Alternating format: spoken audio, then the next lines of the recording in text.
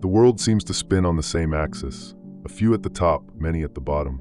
Since the dawn of civilization, there is evidence that power has never been distributed equally. Empires, kingdoms, and even modern democracies show that influence remains in the hands of certain families, institutions, and organizations. But how did these power structures consolidate and endure over time? Could it be that select groups, linked by bloodlines or common interests, have engineered the world we live in? Or is the concentration of power merely an inevitable reflection of human nature?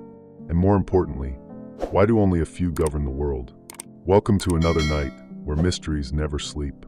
I am Midnight, and this is 7 Nights. Before we begin, I'd like to ask for your help. Like the video, comment, and subscribe to the channel. It's just one click, but it makes a huge difference for YouTube to recommend the videos to more people, and for me to continue bringing this content to you. I'm counting on you. Let's get to the video.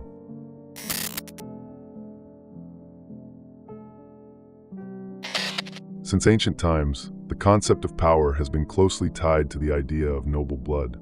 Aristocratic families, at their core, established dynasties that shaped the political and cultural boundaries of the world.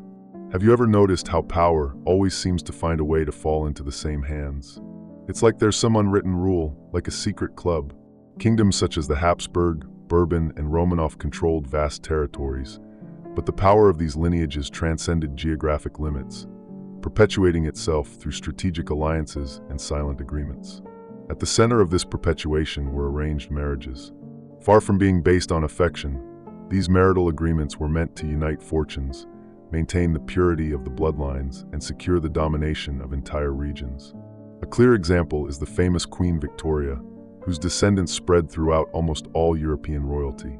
Was that a coincidence or a covert form of control over the continent? Even in modern times, traces of this aristocratic influence remain. Families like the Windsors in England retain the symbolism of power, supposedly detached from direct political decisions. But how real is this detachment? After all, when a monarch meets with world leaders, those words can carry much more weight than they appear.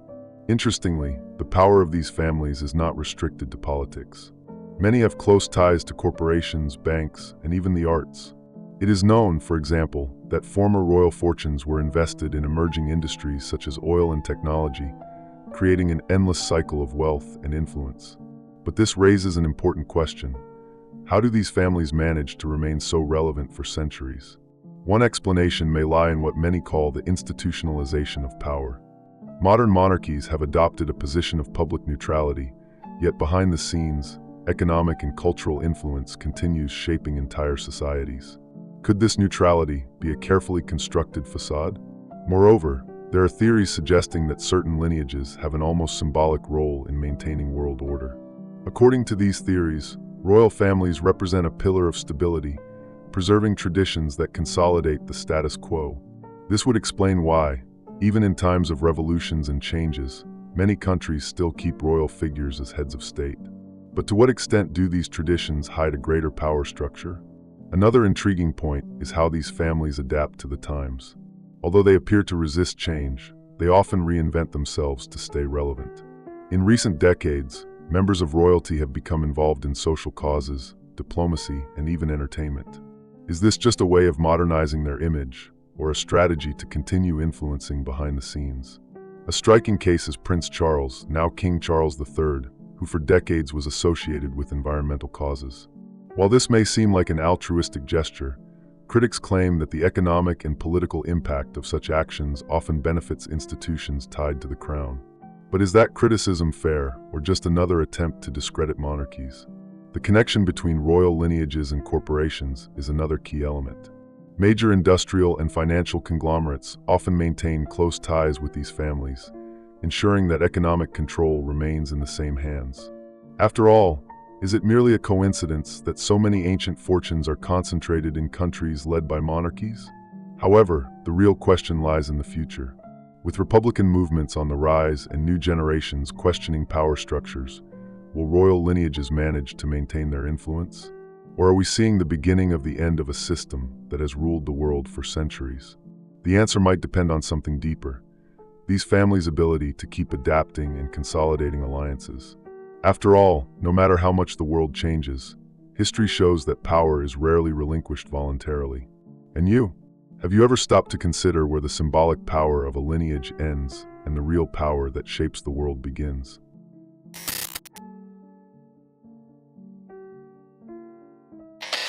Behind the most impactful decisions in history, some believe there are invisible forces operating in the shadows.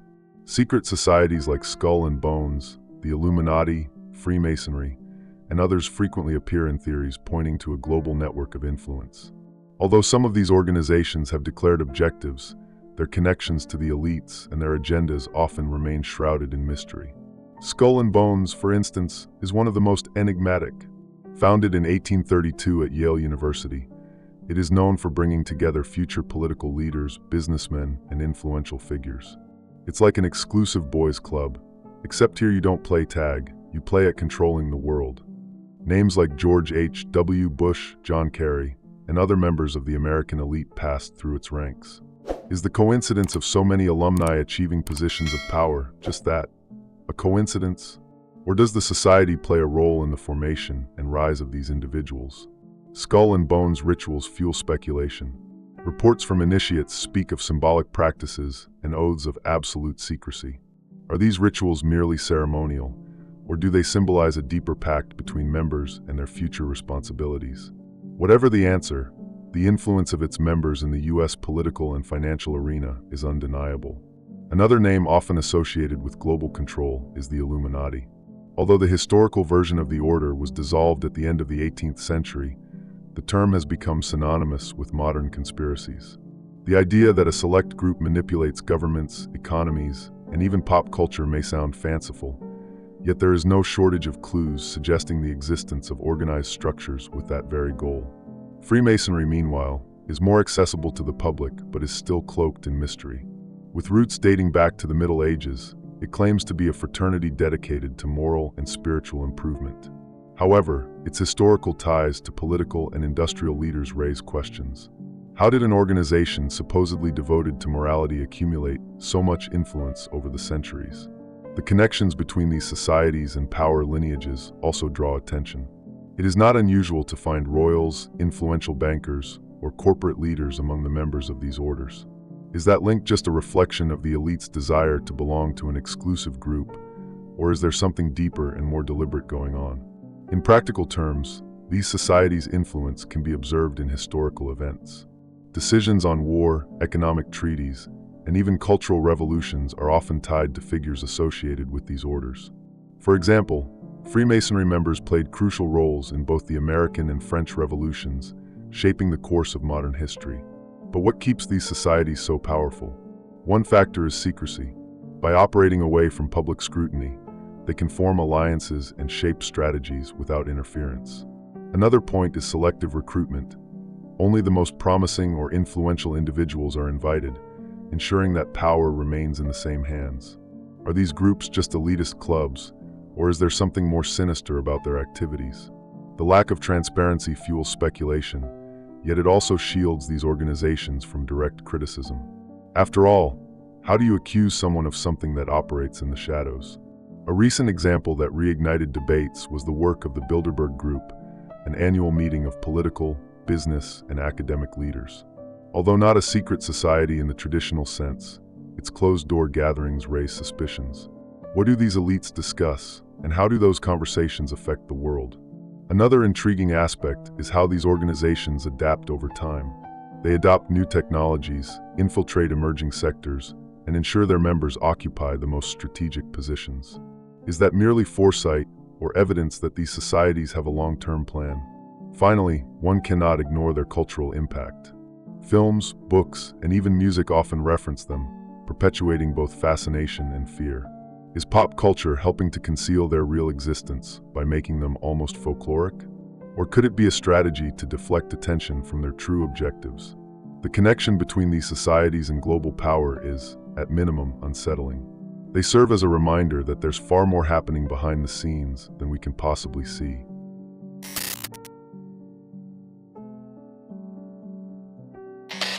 Over the last century, economic power has stopped being just a consequence of political power and has become its own driving force. Major corporations, with their colossal fortunes, have begun shaping government policies, setting global agendas, and even influencing social issues. In many cases, these companies have transcended borders, operating as true nations without territory. One of the most iconic figures in this phenomenon was John D. Rockefeller. His company, Standard Oil, not only dominated the oil market, but also shaped how the American government dealt with capitalism. When his company was broken up into several smaller ones due to antitrust legislation, many of them, such as ExxonMobil and Chevron, remained among the most influential in the sector. Was this fragmentation a real defeat, or merely a strategy to disperse power without reducing it? Another example is the influence of the Rothschilds, a banking dynasty whose history is deeply interwoven with Europe's main economic and political events. During the 19th century, they financed governments in wars and reconstruction efforts, creating a network of influence that many believe still exists. But how much do these families really control the global economy? Today, corporate power is more evident than ever. Companies like Google, Amazon, and Meta are not just economic giants. They possess data, the new currency of global influence. With billions of users on their platforms, these corporations have access to information that shapes behaviors, decisions, and even elections. Who truly holds control when technology rules our daily lives? It's scary to think that what you like or share might be used to decide who will sit in the most powerful chair in the world. The connection between large corporations and governments is a critical point. Multinationals often fund political campaigns, directly influencing the decisions of elected leaders. One notorious example is Koch Industries, whose owners heavily financed U.S. campaigns to shape environmental and tax policies. Was this financial support just a strategic investment or a direct purchase of influence? Another aspect is the work of organizations like the World Economic Forum. Though widely seen as a platform for global leaders and business people to discuss issues, critics argue that the forum also acts as a platform for corporations to shape public policies for their own benefit. But how democratic are these meetings really?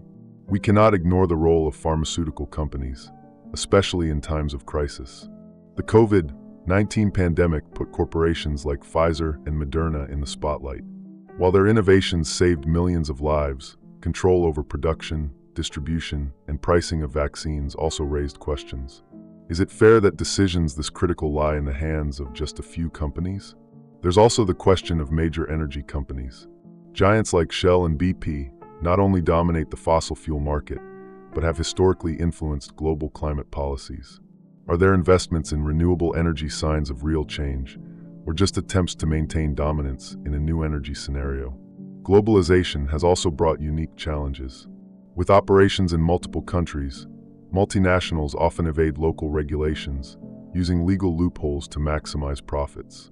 And while some contribute significantly to local economies, others exploit resources and workers, leaving entire communities at the mercy of corporate decisions. Is it possible to balance global and local interests without sacrificing justice? Another crucial element is the concentration of wealth. Just a small group of companies controls a disproportionate share of the global economy.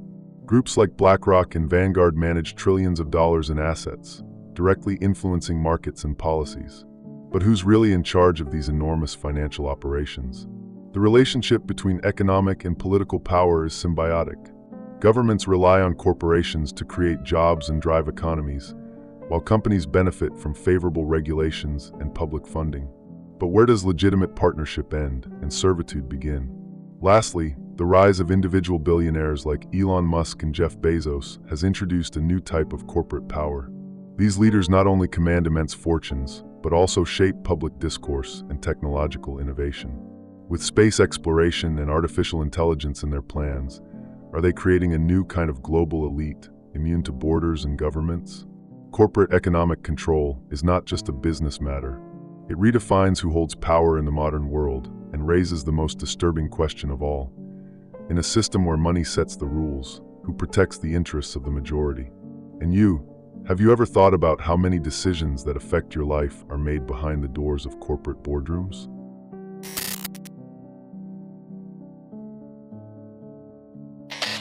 From ancient times, marriages have been used as political, economic, and social tools. Marriage for love? Only if you're normal. In the world of power, getting married is like signing $1 million contract. More than romantic unions, These alliances were strategic contracts ensuring the perpetuation of power. In aristocratic, dynastic, and even corporate families, marriage has always been a key piece in protecting fortunes, influences, and secrets that shape the destiny of generations.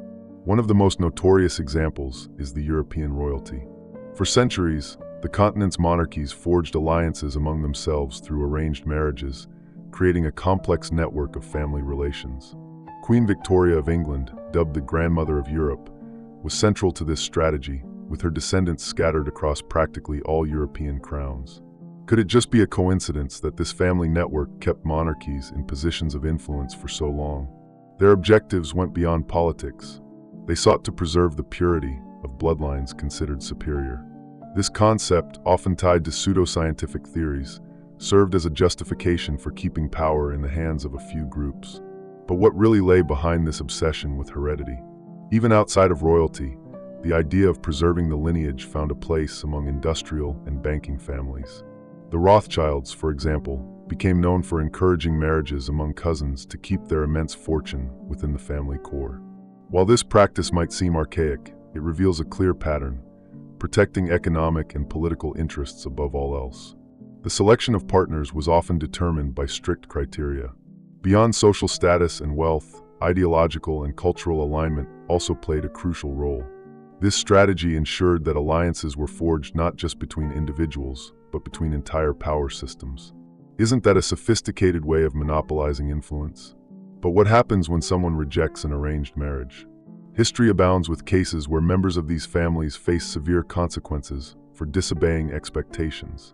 A classic example is King Edward VIII, who abdicated the British throne to marry Wallis Simpson, an American commoner and divorcee. This act not only shook the monarchy, but also revealed the limits of personal freedom within these bloodlines. In modern times, these practices still persist, albeit more subtly. Billionaires and influential families frequently use social connections to promote marriages that consolidate fortunes and power networks. Large charity events, exclusive dinners, and corporate gatherings serve as spaces where these unions are encouraged. Are we witnessing a contemporary version of arranged marriages? Another intriguing element is the connection between these marriages and secrecy. Many agreements involve confidentiality contracts, protecting details about fortunes, properties, and even cultural heritage. This begs the question, what do these families have to hide? Moreover, conspiracy theories often suggest a greater purpose behind these unions. Some believe the preservation of the lineage is not just about material power, but about perpetuating ideological or even genetic influences. While some of these theories lack solid evidence, others are backed by historical patterns too difficult to ignore. It's important to note that modern societies have introduced new challenges for these families. With technological advances and global connectivity on the rise, it has become harder to maintain these traditions. However, new digital tools allow them to monitor and maintain exclusive networks, ensuring these alliances still happen. On the other hand, breakaways within these dynasties also draw attention. Younger heirs often question established rules, seeking autonomy in their choices. Does this represent a weakening of the lines of power or an adaptation to social changes? Nonetheless, the essence of marriage as a strategic tool remains. It's not just a contract between two people, but a pact among entire families. And in a world where power is so concentrated, these alliances shape the destiny of nations, corporations, and entire cultures. And you? Have you ever wondered how many decisions shaping the future are influenced by unions that, at first glance, seem personal but actually serve greater interests?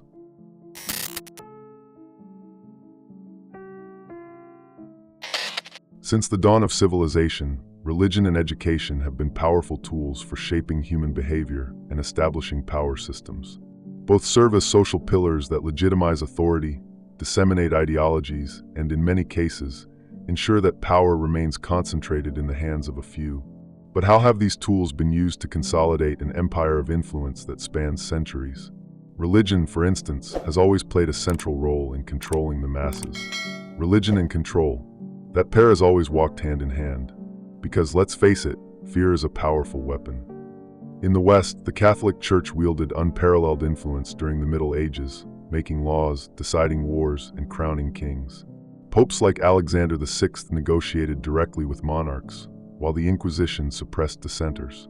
Was it just coincidence that the church amassed so much wealth and power, or did this concentration serve a larger plan? Furthermore, using faith to justify political and economic actions is a recurring pattern. During the Age of Discovery, evangelization was used to justify colonizing and exploiting peoples. Conversion was less about spirituality and more about control. By imposing a dominant religion, cultural resistance was eliminated, making resource and labor exploitation easier. Could this be one of the oldest strategies of mass manipulation? But religion does not act alone. Education often complements its function. Since the Industrial Revolution, school systems were created to produce productive, obedient citizens. A clear example is the Prussian model, which inspired educational systems worldwide, emphasizing discipline and conformity. Although this model is effective, it raises an important question. To what extent does education promote autonomy, or does it merely prepare people to accept existing hierarchies? However, education can also be a tool for perpetuating specific ideologies. In many totalitarian regimes, like Nazi Germany and the Soviet Union, school curricula were shaped to glorify the government and silence critical voices. Is it any different in modern democratic societies, or are we simply facing more subtle forms of manipulation? Another crucial element is the media, which often serves as an extension of these institutions. In the 20th century, radio, cinema, and television became the new pulpits and classrooms. Governments and corporations soon realized these tools' potential to shape public opinion. Propaganda, films, and even music were used to reinforce specific narratives, creating a cycle where information was carefully controlled. In the digital age, manipulation has reached an even more sophisticated level. Platforms like social media can direct information in a precise manner, creating ideological bubbles and polarization. Religion and education, which once controlled on a massive scale, now have a powerful ally: algorithms that understand every detail of human behavior. Is this the peak of control or the start of a new era of manipulation? Religion as a power tool also evolved with modern times. Churches and religious leaders continue to influence political and economic decisions. In many countries, alliances between religious leaders and governments guarantee votes and popular support. But to what extent does this relationship benefit the masses and not just those at the top? Likewise, elite educational institutions often play a key role in maintaining the status quo. Universities such as Harvard, Oxford, and Yale are not just learning centers. They are also places where power networks are formed. Global leaders, bankers, and businessmen often share these academic environments, perpetuating a cycle of influence. Isn't this a clear example of how access to power is restricted? Another intriguing point is the psychological impact of these structures. Both religion and education shape values and beliefs from childhood, creating foundations rarely questioned. By normalizing certain hierarchies, these institutions ensure that power is seldom challenged. After all, who would question something taught as right from the start? Strategies for mass manipulation are not limited to direct control. The use of symbols, rituals, and grand narratives creates a sense of belonging that hinders dissent. Religious people defend their beliefs with fervor, just as many view educational systems as indisputable. But are these structures really as benevolent as they appear? Their role in perpetuating power is undeniable. They shape not just how people think, but how they act. Religion, education, and the media work together to ensure that the decisions of a few continue to dictate the fate of many.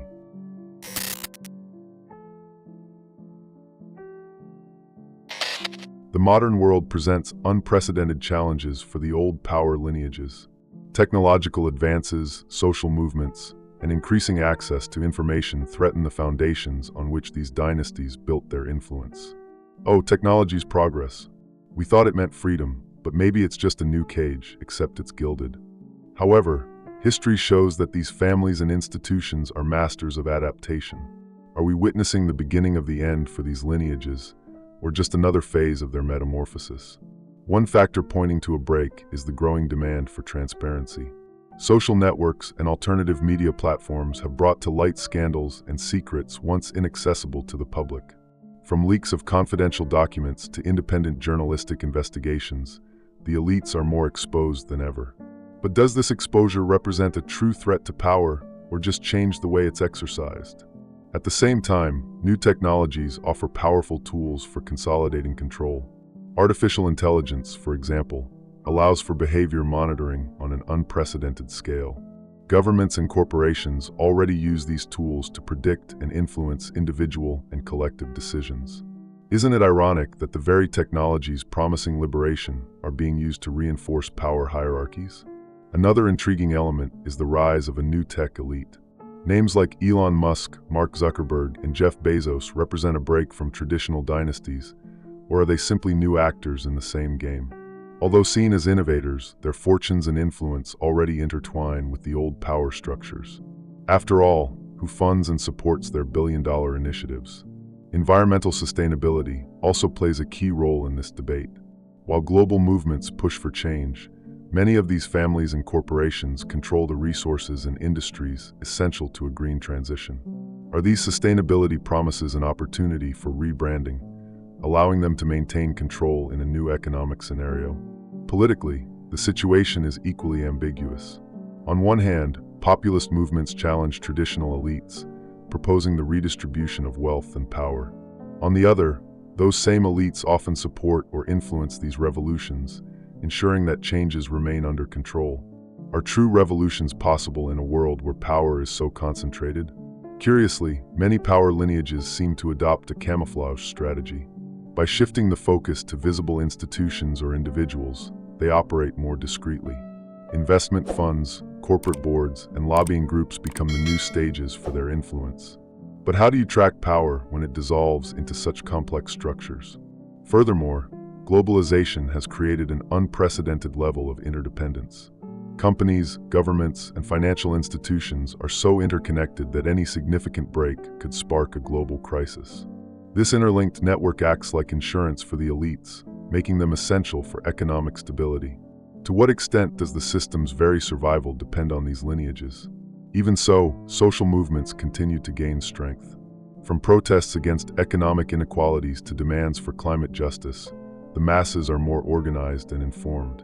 However, these initiatives often face internal challenges, such as ideological divisions and lack of resources, limiting their effectiveness. The elites know this and often exploit these weaknesses to undermine opposition. The future of power lineages also depends on succession. Younger heirs frequently question family traditions, seeking new paths or even breaking from established systems. But are these challenges genuine, or just calculated adaptations to keep control in a changing world? The central question is whether these structures can reinvent themselves yet again, or if they will finally yield to the pressures of a transforming world. History shows that while power may change form, it is rarely redistributed in a significant way. Behind the structures that rule the world, the power lineages remain central pieces in a game that few truly understand. From dynastic alliances and secret societies to the silent control of corporations and institutions, these forces have shaped not only history, but also humanity's destiny. They have proven resilient, adapting to social, technological, and political changes to stay at the top. Still, the possibility of a break or redistribution of power is a reminder that the future is always up for grabs. The real question is not just who governs, but how power is shaped, preserved, and challenged. The world keeps changing, but the mystery of the forces that control it remains one of humanity's greatest questions. This story is just a piece, and one day, maybe you'll see the entire puzzle. If this also made you think, subscribe, like the video. It helps the channel grow. Don't forget to share, because more voices mean more discoveries.